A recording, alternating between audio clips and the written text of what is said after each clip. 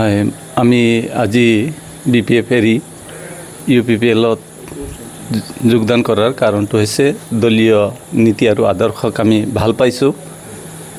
সেয়ে আমি এই দলত যোগদান কৰিছোঁ।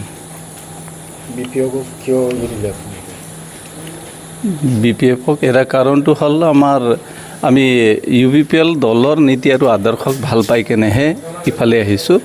সেই দলকো আমি যে বেয়া পাইছোঁ তেনেকৈ ধৰণৰ কোনো কথা নহয়। দলীয় নীতি আৰু আদৰ্শটো ভালে থাকে, কিন্তু মানে বৰ্তমান পৰিৱৰ্তনশীল সমাজত আমিও পৰিৱৰ্তনৰ আশাবাদী, পৰিৱৰ্তন বিচাৰি কিছু ইয়াতে নীতি আৰু আদৰ্শবিলাক ভাল দেখা পাইছোঁ।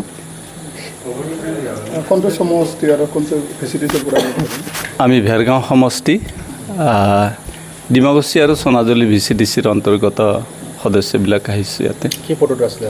মই ডিমাকুছী প্ৰাইমাৰীৰ প্ৰাক্তন সাধাৰণ সম্পাদক হিচাপে আছিলোঁ। মোৰ নাম সোমনাথ উপাধ্যায়। আমি আজি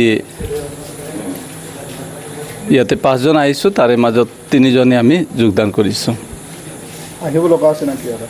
হয়, আৰু আহিব লগা আছে।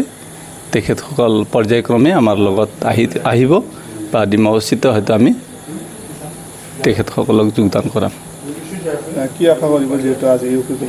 বেলেগ কোনো আশা নাই তেনেকুৱা। আমি ইয়াত দলীয় আদৰ্শ আৰু নীতিটো ভাল পাই কেনে আগ্ৰহী হৈছোঁ।